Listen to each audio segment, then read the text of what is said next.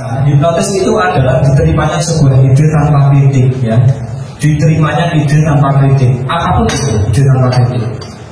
Namanya Pak Abdul Fatah, Pak, ya. Pak Rafiq, salah terus ya. Pak Abdul, Pak Rafiq, boleh bikin kacamatanya boleh. Ini hipnotis, Pak. Diterimanya sebuah ide tanpa kritik. Kalau Pak Rafiq masih sadar, pasti akan ada kritik. Mas mau dibuat apa kacamatanya? Itu orang sadar, Pak. Tapi kalau sudah mengikuti tanpa kritik, yaitu hipnotis.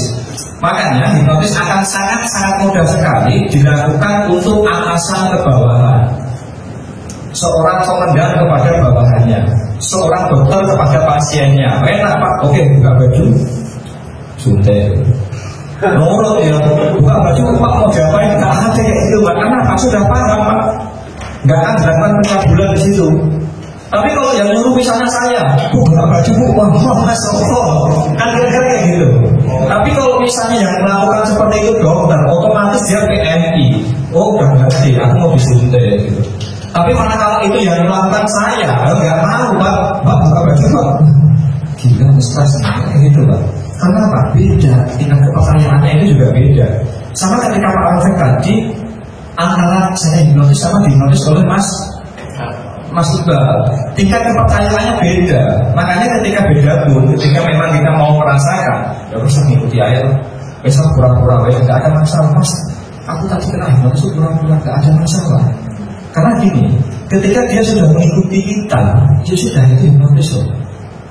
Dan nanti ketika kita sudah bisa menghipnotis orang, kita permalukan, kita suruh buka baju, begitu dia nanti sadar, Mas nanti Mas, aku mau Mas, aku pura-pura. Itu alasan-alasan yang inilah orang mau menutupi ininya dia. Nanti akan menemukan ketika kita sudah menghipnotis orang sampai di tingkat dalam, ada klien itu yang mungkin dia merasa nggak dihipnotis atau merasa masih sadar, itu akan ada nanti pembelaan lain seperti itu. Nggak ada masalah bagi saya ketika dia sudah menuruti saya, itu hipnotis. Hipnotis itu Pak. Tapi kalau misalnya dia masih kritik, masih apa ya, itu belum. Kalau kita perintahkan dia masih kritik itu belum. Tapi ketika dia sudah mengikuti kita, ya sudah, itu hipnotis. Hipnotis itu seperti ini Pak, gambarannya Pak ya. Ini ada rumah, ya, ini ada rumah. Waduh, nggak bisa gambar. Ada rumah Pak, ada rumah. Ini tuh kayak istilahnya ini kayak pikiran bahwa saya itu rumah ini Pak. Nah, di dalam rumah itu ada pagarnya, sini ada penjaganya Pak, entah ini anjing atau apa ya, atau penjaga ya. Ini ada anjingnya Pak. Bagaimana kita bisa masuk rumah ini tanpa kritik? Yang pertama sudah diizinkan pemiliknya. Aku mau dihipnotis dong, aku terapi dong. Orang kalau datang ke kita terapi, rata-rata sudah pasrah, tahu dia. Ini nggak ada anjingnya atau sapanya udah nggak ada. Karena apa? Sudah dipersilakan untuk masuk ke dalam rumahnya dia. Apa ya? Tapi manakala ini penjaganya atau orangnya tipikalnya sulit, caranya masuk bagaimana? Banyak caranya Pak. Kalau ini anjing ya kita kasih tulang, kita lempar, atau kita takut-takuti, kita kasih ledakan atau apa, ya banyak caranya. Sama ketika kita mau menghipnotis orang, banyak cara gitu. Kita edukasi biar dia PMI, kita edukasi biar dia bosen. Nanti akan ada Pak. Kita edukasi sampai 4 kali gagal terus Pak.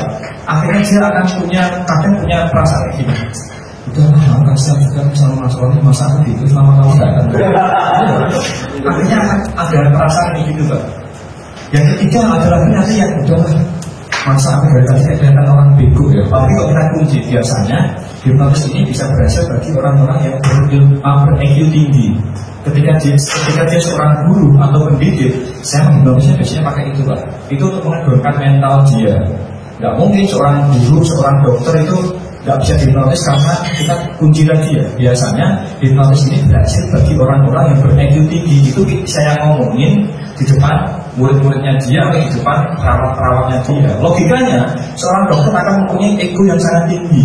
Dia nggak akan mau kelihatan bodoh di depan perawatnya. Karena kalau sudah kita kunci, makanya penguncian, pengkondisian, pendekatan yang paling penting itu di situ loh. Bukan proses hipnotisnya ini apa, tapi proses kepercayaan orang, proses kuncinya itu loh Pak yang paling penting. Ya dia nggak bisa lari kemana-mana. Hipnotis itu bisa bagi orang yang pandai. Berarti kalau nggak bisa hipnotis goblok ya. Dia bermain logika seperti itu. Karena seorang dokter, seorang arsitek, orang-orang logis sulit. Mereka itu kita sudah bayangin itu sulit. Nggak ada lihatnya kok. Betul nggak ya orang logis? Tapi nggak ada lainnya kok. Pas pertama itu nggak masalah. Nggak ada lainnya kok, ya cuma lepas lah. Tapi manakala kita tembak egonya kecil, oke, biasanya hal ini terjadi bagi orang-orang yang bereku tinggi atau dia mempunyai kemampuan cerdik atau pintar.